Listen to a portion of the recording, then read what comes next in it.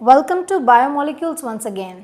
Chapter solution हम cover कर चुके हैं। अब बारी है चैप्टर इलेक्ट्रोकेमिस्ट्री की, जिसका अगर बोर्ड में बात की जाए तो ये चैप्टर है बेटा आपका 9 मार्क्स का, यानी कि 70 में से 9 मार्क्स आपके इसी चैप्टर से सिक्योर होने वाले हैं, विच इज़ क्वाइट इम्पोर्टेंट।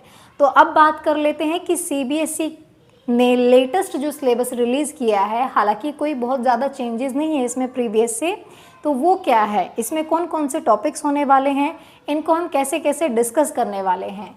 तो सबसे पहले हम पढ़ेंगे बेटा रिडॉक्स रिएक्शन के बारे में।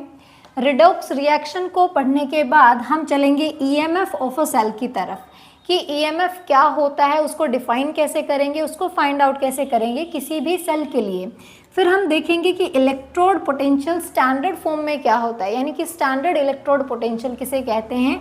फिर हम पढ़ेंगे वेरी इंपॉर्टेंट नर्न्स्ट इक्वेशन, जिस पर कि एक न्यूमेरिकल आपका 100% पेपर में दिखने वाला है। उसके बाद इसकी एप्लीकेशन, फिर हमारे पास आएगा relation between Gibbs free energy change and EMF of a cell, यानी कि डेल्टा G0 और EMF ऑफ अ सेल। फिर हमारे पास आता है एक लॉ, दैट इज कोलरास लॉ, जो कि हमें कॉन्सेंट्रेशन टर्म से रिलेटेड चीज़ों को पढ़ने में हेल्प करेगा। फिर हम बात करेंगे बेटा electrolysis and law of electrolysis. फिर हमारे पास आते हैं dry cell, galvanic cell, then conductance in solution. ये पार्ट काफ़ी इंपॉर्टेंट है, यहाँ से क्वेश्चन आने के चांसेस ज़्यादा हैं। Conductance in solution, specific and molar conductivity, खास करके यहाँ पर जो ये टॉपिक आपको दिखाई दे रहा है, variation of conductivity with concentration. आप प्रीवियस ईयर पेपर्स देखेंगे तो उसमें आपको ये टॉपिक काफ़ी बार रिपीटेड मिलेगा। Then at last we have lead acid accumulator and fuel cell. Lead acid accumulator या फिर बैटरी कह सकते हैं, लेड स्टोरेज बैटरी, दोनों ही चीज़ें हैं हमारे सिलेबस में, और फ्यूल सेल। तो शुरू करते हैं पढ़ना इलेक्ट्रोकेमिस्ट्री को। स्टार्ट करते हैं इलेक्ट्रोकेमिस्ट्री की डेफिनेशन से। आइए देखते हैं इलेक्ट्रोकेमिस्ट्री होती क्या है। The branch of chemistry in which we study of production of electricity from energy released during spontaneous chemical reaction, यानी जब किसी भी केमिकल रिएक्शन में, और केमिकल रिएक्शन कैसी होनी चाहिए, स्पॉन्टेनियस। स्पॉन्टेनियस कौन सी रिएक्शंस होती हैं बेटा, जो खुद ब खुद अकर करती हैं, अपने आप होती हैं बिना किसी एनर्जी सप्लाई के। तो किसी केमिकल स्पॉन्टेनियस केमिकल रिएक्शन के दौरान जो भी एनर्जी रिलीज होती है, उस एनर्जी का इस्तेमाल हम इलेक्ट्रिसिटी प्रोडक्शन में कैसे कर सकते हैं, इन सब सारी चीज़ों को स्टडी करना क्या कहलाता है, इलेक्ट्रोकेमिस्ट्री कहलाता है। ठीक, उसके बाद आता है हमारे पास, अब जो ये रिएक्शंस हो रही हैं, ये मोस्ट ऑफ होती हैं बेटा रिडॉक्स रिएक्शन, जिनके अंदर एक ऐसी एनर्जी रिलीज होती है जिसको हम इलेक्ट्रिसिटी प्रोडक्शन में यूज़ करते हैं।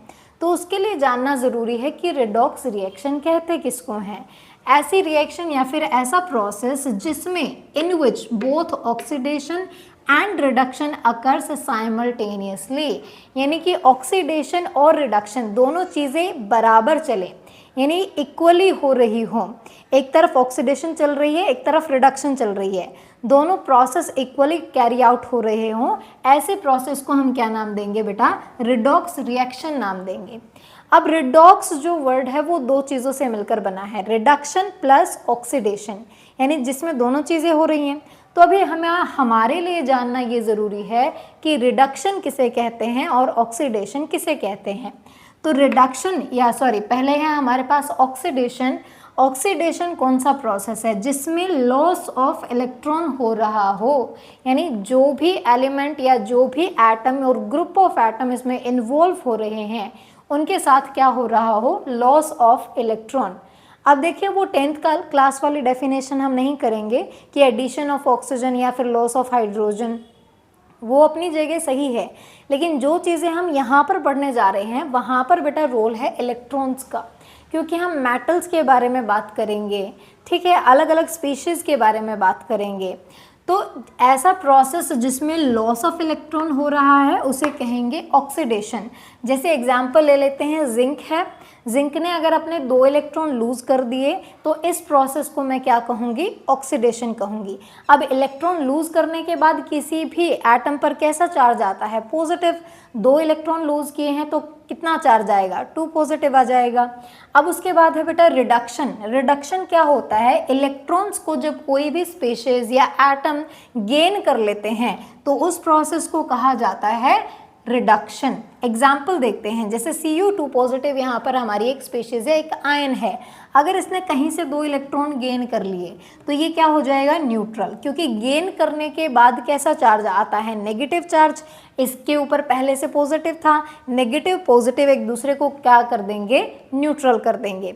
यहाँ तक चीज़ें क्लियर हैं। अब आगे देखते हैं, ये तो था हमारा रिडॉक्स रिएक्शन तक का प्रोसेस। अब आगे देख, अगली जो टर्म हमारे लिए जानना इंपॉर्टेंट है that is EMF of a cell. अब देखिए ईएमएफ क्या होता है, it is a driving force that cause electrons to flow from anode to cathode. एक ऐसा ड्राइविंग फोर्स जो इलेक्ट्रॉन के मूवमेंट का कारण है। अब इलेक्ट्रॉन के मूवमेंट की डायरेक्शन क्या है, एनोड टू कैथोड। एनोड से कैथोड की तरफ मूव करते हैं और कहाँ मूव करते हैं, एक इलेक्ट्रोकेमिकल सेल में। अब इसकी यूनिट्स क्या होती हैं, मेजर कैसे करेंगे, it is measured in volt, that is capital V से डिनोट किया जाएगा। इसको बेटा लिखने का एक तरीका और भी है हमारे पास, ईएमएफ को मतलब समझने का एक तरीका और भी है। It is tendency of electrodes to lose और गेन इलेक्ट्रॉन्स। यानी कोई इलेक्ट्रोड, जैसे किसी भी मेटल की आप इलेक्ट्रोड ले रहे हैं, सपोज जिंक की ले रहे हैं, कॉपर की ले रहे हैं, उसकी कितनी टेंडेंसी है इलेक्ट्रॉन्स को गेन करने की या फिर लूज करने की। अब बात करते हैं कि एनोड पर क्या होता है और कैथोड पर क्या होता है। एनोड वो इलेक्ट्रोड है जहां पर इलेक्ट्रॉन्स आर रिलीज्ड, जहां से इलेक्ट्रॉन लूज किए जाते हैं, तो वो उस एनोड को क्या कहेंगे बेटा, हम उस इलेक्ट्रोड को हम क्या कहेंगे, एनोड। कैथोड ऐसी इलेक्ट्रोड है जहां पर इलेक्ट्रॉन्स को एक्सेप्ट किया जाता है। तो इस अकॉर्डिंग जहाँ पर इलेक्ट्रॉन लूज होते हैं वहाँ पर क्या होना चाहिए, वहाँ पर होना चाहिए ऑक्सीडेशन, राइट, क्योंकि लॉस ऑफ इलेक्ट्रॉन क्या होता है, ऑक्सीडेशन होता है। और जहाँ पर इलेक्ट्रॉन एक्सेप्ट किए जा रहे हैं, गेन किए जा रहे हैं, वहाँ पर क्या होना चाहिए बेटा, रिडक्शन होना चाहिए। तो आप इसको इस तरह से याद कर सकते हैं कि इलेक्ट्रोकेमिकल सेल के लिए रेड कैट और एनॉक्स। रेड कैट का मतलब है रिडक्शन एट कैथोड, एनॉक्स का मतलब है, इसे देखिए 2 वर्ड्स में डिवाइड कर लीजिए, एन और ऑक्स। एन यानी एनोड और एक्स यानी कि ऑक्सीडेशन, यानी oxidation at anode. Red cat is reduction at cathode. ये हम किसकी बात कर रहे हैं, एक इलेक्ट्रोकेमिकल सेल के बारे में बात कर रहे हैं। तो अब देखिए आप इलेक्ट्रोकेमिकल सेल का ये जो भी ईएमएफ है इसे कैलकुलेट कैसे करेंगे। अगर आपको दोनों अलग अलग रोड का ईएमएफ पता हो तो आप कैसे कैलकुलेट करेंगे, ई सेल की वैल्यू क्या होती है बेटा, ई कैथोड माइनस ई एनोड। यहाँ पर ई कैथोड क्या है, ई कैथोड क्या है, एक इलेक्ट्रोड का क्या, रिडक्शन पोटेंशियल।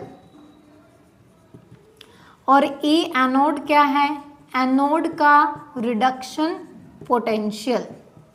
ध्यान रहे आप जब भी इसको कैलकुलेट करेंगे तो इसमें हम हमेशा रिडक्शन पोटेंशियल की वैल्यूज़ ही लेकर चलते हैं बजाय कि ऑक्सीडेशन पोटेंशियल के। अब ऐसा क्यों होता है उसका जवाब भी आपको आने वाली चीज़ों में मिलेगा। तो कल हम डिस्कस करने वाले हैं बेटा इलेक्ट्रोकेमिकल सेल को कम्प्लीटली, उसके जो भी केसेस बनते हैं, जितनी भी उसकी एक्सप्लेनेशन बनती है, वो सब कुछ। तो तब तक के लिए stay connected with me, thank you.